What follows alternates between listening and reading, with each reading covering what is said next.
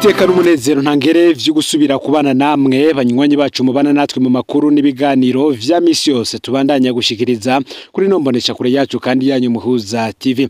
Uyu numwanya tugiye kubageza ko amakuru y'ibiriko biravugwa bigezwe ko muri kano kanya nga mu gihugu c'u Burundi, akaba ari amakuru tuza kugaruka cyane ku biriko biravugwa mu gisata ca politike be n'impinduka zishobora kuba mu minsi za cyane muri leta. Tugiye kugaruka ku kibanza benshi bariko baribaza ko vyinshi. Bamwe bati Apotre Isidore Mbayahaga biranugwanurwa yuko ashobora kuronswa amabanga hambaye. Bimwe mu bibanza biriko biragaruka ko cyane Apotre Isidore Mbayahaga ashobora guhabwa nkuko tuza kubigaruka ko muri ano makuru, hari ukuba icegera c'umukuru w'igihugu agasubirira Prosper Bazombanza, mu gihe abandi bavuga yuko iki kibanza aba muri CNDD-FDD bifuza ko cohabwa umuntu aturutse mu bwoko bw'abatwa. Bamwe bakavuga iki kibanza gishobora kuronswa umushikiranganji Emeride Sabushimike. Mugihe rero ngo Apotre Isidore Mbayahaga atoronswa iki kibanza muri leta nshasha Ndayishimiye, ngo arashobora kuzohabwa bumwe mu bushikiranganji atwara. Benshi bakavuga yuko uyu ashobora gusubirira Ale Tribert Mutabazi, uyu we yamaze kuronswa ikibanza mu nama nshingamateka kuko agiye kuba umushingamateka. Iki kibanza rero cyo mu bushikiranganji bw'umutekano kikaronswa Apotre Isidore Mbayahaga nkuko tuza kubigaruka ko. Ndagwaye kaze rero muri ano makuru aho dukurikirana uherereye mu gihugu c'u Burundi mu ntara zigize ubuseruko, ubumanuko, uburaruko, uburengero. Abadukurikirana baherereye hanze y'imbibe z'igihugu c'u Burundi, mwese ndabaye kaze muri ano makuru. N'umuhuza TV rero. Inyuma y'amatora yabaye kwigenekerezo ya 5 ruheshi umwaka w'ibihumbi 2025, ikintu kivugwa cyane mu begereye ubutegetsi n'igabanwa ry'ubutegetsi. Bamwe bari mu bwoba bwo gutakaza ibibanza barimwo, abandi bo bibereye mu vyizigiro vy'ibibanza bashobora guhabwa. Hano rero tugiye kugaruka kuri Apotre Isidore Mbayahaga ku kibanza ashobora kuronswa nkuko biriko biranugwanurwa. Amakuru aturuka muri CNDD-FDD cyane abegereye inama y'inararibonye canke se Conseil de Sage avuga yuko Apotre Isidore Mbayahaga yitezwe cyane muri leta. Muri no misi arashobora kwinjira muri leta. N'umunyapolitike kandi akaba n'umunyamashengero Ambassadeur Apotre Isidore Mbayahaga. Uyu anugwanugwa mu bibanza bibiri nkuko nabigarutse ko icegera c'umukuru w'igihugu canke umushikiranganji wo kwivuna abansi. Uyu Isidore Mbayahaga n'umunyapolitike aturuka mu mugambwe UPRONA. Yagira arangwa ari ubuhemu bwinshi muri uyu mugambwe UPRONA. Yinjiye mu butegetsi ajanywe na Terence Sinunguruza, yari yaramugize uhumugendanira ari charge du protocole igihe abayicegera ca mbere c'umukuru w'igihugu, aho hari kuri ku butegetsi bwa President Nkurunziza. Muri ayo mabanga bikavugwa ko Apotre Isidore Mbayahaga yahindutse maneko, akaza arafata amajwi y'ibyago yagiranira na Sinunguruza akabishira Nkurunziza n'iperereza. Ni navyo zahavuye bikwega itembagazwa rya Terence Sinunguruza, ngariko Mbayahaga we akura kuduzwa, avamwo umuvugishwa canke se profete w'ubutegetsi. Amaze imyaka ajejwe kwigisha ubutumwa, atumwe n'ubutegetsi bukitwa ijambo ry'Imana.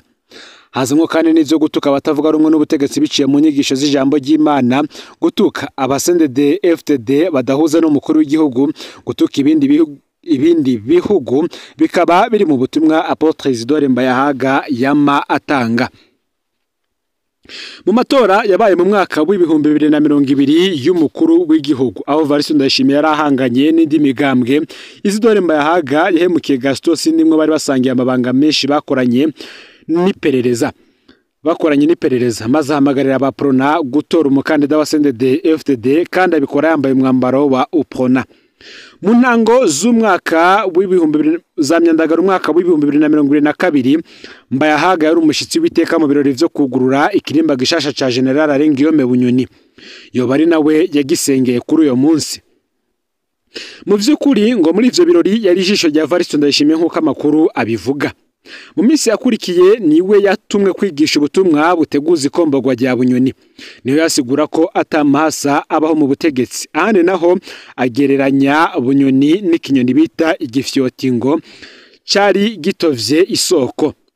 Muri no minsi rero Isidore Mbayahaga ajejwe gutuka cyane cyane igihugu cy'u Rwanda n'abategetsi b'u Rwanda no kugumura abanyamurenge ngo bafashe Ndayishimiye mu ngwano ya Repubulika Iharanira Intwaro Rusange ya Kongo. Vuba Mbayahaga yabaye mu bakwije ibihuha ko Perezida Paul Kagame w'igihugu cy'u Rwanda yapfuye, ahandi akavuga ko abanyamurenge baba mu Burundi bakwiye kubazwa impamvu baterekana ko bari inyuma ya Ndayishimiye.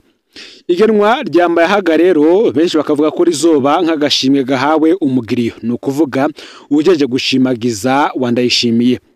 Iruhande y'ishengero ryiwe arongoye kandi Ambasaderi Apotre Isidore Mbayahaga asanzwe ari umuyobozi mukuru w'ishirahamwe ricukura ibizuku Onaturu. Bamwe bati rero nk'uko bikunze kuvugwa ivy'abadede ntibimenyerwa gushika ku munota wa nyuma ivyo birahindagurika. Benshi ngo bazemera ko amabanga bayagezemwo ari uko ingingo bagena yamaze kubashiraho. Benshi kandi dusubire no mu myaka yaheze tubibutse bimwe mu vyo Apotre Isidore Mbayahaga yagiye aravugwamwo muri politike. Benshi baribuka muri Myandagaro na Nyakanga umwaka wa 2022 mu gihe President Ndayishimiye yari kategura ikugwa rya Generali Arengiyome Bunyoni. Isidore Mbayahaga niwe yatumwe gukora inyigisho ziteguza abarundi ivyari bigiye kuba. Muri CNDD FDD Ibujumbura yigishije ko amasa adasangira intebe y'ubwami ko atagihugu kigira abami babiri. Muri CNDD FDD Igitega naho yigishije ikinyoni citwa igifyoti cyari cigaruriye vyose cishize mu bushorishori catovye isoko hanyuma bagitera injugujugu baracomora. Bunyoni yari akuwe. Muri Ndamukiza naho umwaka wa 2023 iminsi ibiri nyuma y'ifatwa rya Bunyoni, Isidore Mbayahaga yarateguye inyigisho mu ishengero ryiwe azikorera publicité ku mbuga ngurukana bumenyi azita ngo niwe yihemukiye ntawo muririra. Kuva ubwo Mbayahaga akaba afatwa nk'ujejwe gutangaza ubutumwa bunyegeje bwa Varisito Ndayishimiye. Benshi baribuka n'ivyabaye ku igenekerezo ya 6 Ndamukiza uyu mwaka wa 2025 aho Isidore Mbayahaga yigishije ubutumwa bwitwa mwirinde izo mbwa, abanza kubukorera publicité ku mbuga ngurukana bumenyi. Benshi batahuye ko hari umutegetsi agira tukwe bikomeye.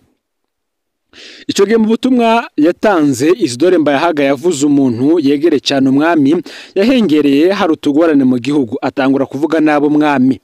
Uyu muntu Isidore Mbayahaga amwita umuvyimba w'imbwa, amumenyesha ko himirije ibihe bibi kuri we.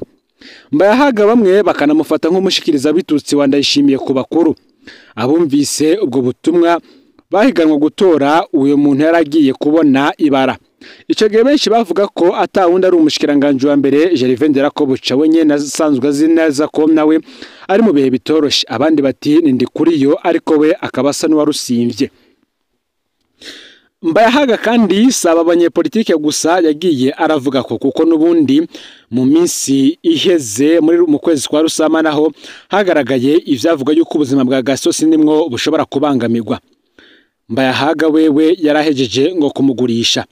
Nkuko ari ubutumwa bwashizwe habona na Pacifique Ninahazwe, amajambo Isidore Mbayahaga yavuze ko yita umugenzi we Gasosi ndimwo yarateye ubwoba cyane. Ngo biragoye gutahura ko ari amajambo ava ku mugenzi koko, yumvikana ahubwo nk'amajambo yo kumucisha umutwe. Inyuma y'ikiganiro Gasosi ndimwo yabayemwo kuri radio Isanganiro mu ntango za Rusama uyu mwaka, akavugiramwe impungenge afise kubijanye n'intambara zari ziri kubera muri Repubulika Iharanira Intwaro Rusange ya Kongo. Mugenzi we Isidore Mbayahaga yamwagirije ko yahemukiye igihugu ko afise abariko baramukoresha, bibaza ko ivyo avuze biheza bikakirwa na benshi. Isidore Mbayahaga yatomeye ko Gasosi ndimwo yoba yarakoreshejwe n'igihugu cy'u Rwanda, akanamugabisha ko ruzoca rumwica. Aya ni amajambo yafashwe nk'akamaramaza ku muntu ngo yitwa umukozi w'Imana, akavuga ko ari kahanura umugenzi wiwe. Ngo kirazira kuvuga ibintu nk'ibi atamatoza akomeye ubanje gukorana rirya ingaruka z'amajambo nk'aya mu Burundi zishobora kuvamwo n'urupfu rw'umuntu. Mbayahaga nk'uko twabivuze akabazwi nk'umwe mu gutwi kwa President Ndayishimiye, ahandi ntagafatwa kasohora ivyo President Ndayishimiye yamutumye. Birazwi ko imigenderanire ya President Ndayishimiye na Gaston Sindimwo itamye ari myiza cyane. Ngo nimba rero ibimba yahaga yarabivuze atawumutumye ngo yarajije kugura isho yita umugenzi. Ngo nimba yaravuze ivyo yatumwe naho Gaston Sindimwo nawe nibwo yaciye agabishwa na bamwe mu bazi vya politike cyane bakavuga ko uru rushobora kuba ari urukino bakoresheje bakifashisha Isidore Mbayahaga mu kumugabisha ko agomba kwitonda. Mu yandi makuru kandi kubiriko biravugwa, reka tubandanize ku yandi makuru ariko aravugwa hirya no hino mu gihugu. Tubandanize ku nkuru ivuga yuko isubirwamwo ry'indinganizo y'intara. Impunzi z'abanyekongo zo mu Ruyigi zigiye kuzotembera atacu zino natanu ruhusha zisabwe rwo gusohoka. Nkuko byashizwe ahabona ku igenekerezo Murantunge.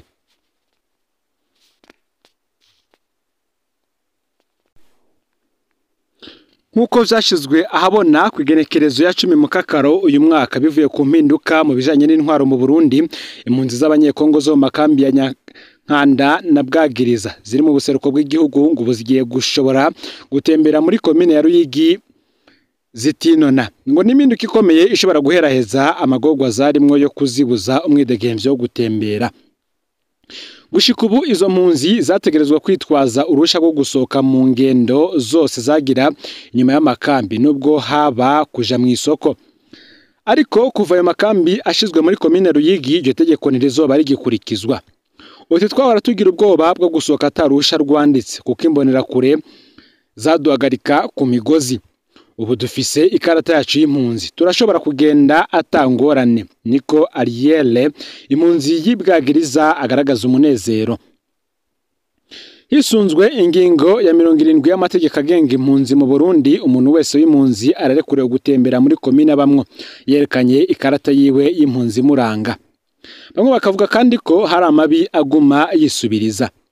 Nubwo hari yo ntambwe haracavugwa amabi menshi no guhagarika izo mpunzi. Izo mpunzi zikavuga ko hakibonekeza imigozi mwibarabara n'igisura c'imigwi yo muri ako gace. Abagabo batatu bo mu ikambi ya Nyankanda barahagaritswe Igitega, umugwa mukuru wa politike muri Ruhuhuma guheze, mu gihe bari bavuye Bujumbura ku mugwa mukuru w'ubutunzi. Nubwo berekanye amakarata yabo y'impunzi baracapfungiwe mu ibaro rikuru rya Gitega kuko atarusha rwo gusohoka ikambi bari bafise. Ngo ntibari bakwiye kumara igihe nk'iki mwibero ku caha gitoya nk'iki. Dusaba ko barekugwa vyihuta, akaba ariko bisabwa na Saidi umwe mu mpunzi zo muri iyo kambi. Impunzi zirenga 90 z'abanyekongo zikaba ziri ngaha mu gihugu c'u Burundi.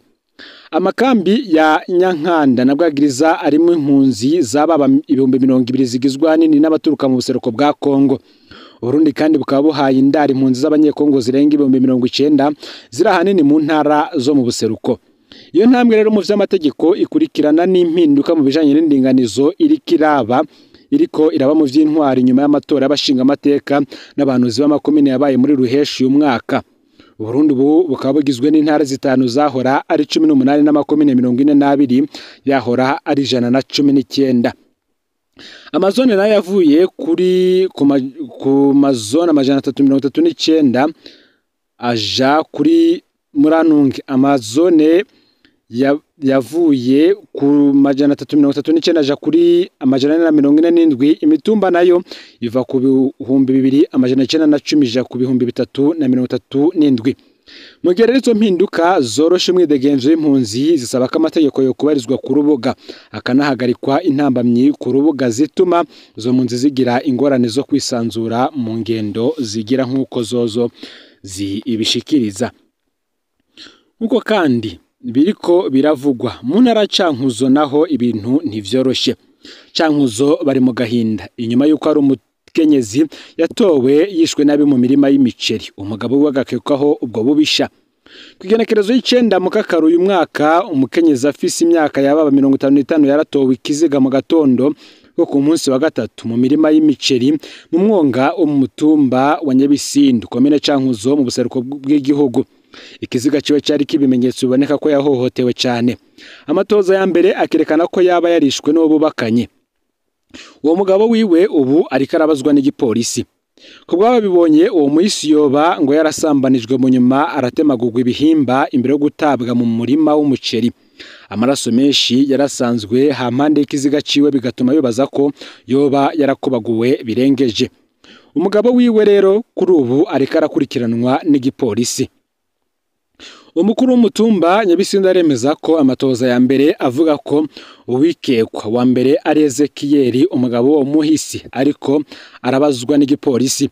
Kuko abanyagihugu benshi nabegereye abo bari bubakanye uwo muryango ngo wari umaze amezi menshi utabanye neza. Bamwe bakibaza ko mbere ko umugabo wo mugore ari we yoba yaratumiye kwica uwo bubakanye nubwo atacemezo na kimwe kirashigwa habona. Kuri iyi saha nta muntu n'umwe yikekwa arahagarikwa ariko igisure cy'abanyagihugu kibandanya ciyongera. Mu gihe bahungabanye cyane abanyagihugu b'Inyabisindu basaba ko bamatohoza akomeye kandi arimwe umuco. Ubwicanyi ntibushobora ngo kwijana budahanywe. Ngo basaba ko ababukoze barondegwa bakishyura ivyo bakoze imbere y'ubutungane. Niko bivugwa no mu muryango w'umuhisi ari mu gahinda kenshi. Amashiramwe menshi nayo haranira agateka kazi na muntu nayo nyene asaba ko umuco vyihuta kuri urwo rubanza akibutsa ko amabi afatiye ku gitsina ari icago gikomeye mu Burundi. Ngaho rero amakuru yaragizwe ko muri kano kanya ufyonde subscribe canke s'abone niba utari wafyonda ko kugira ngo tujikikanwe nadushikiriza usangiza no makuru bagenza aho bari kugira ngo nabo baje bamubambira bashikirwa nabiriko biravugwa bigezwe ko nga mu gihugu cy'u Burundi hanze y'imbibe z'igihugu cy'u Burundi ndetse no makungu yakure. No Muhuza TV rero Imana ibahezagire ibikorwa byanyu bya misi yose muriko murakora.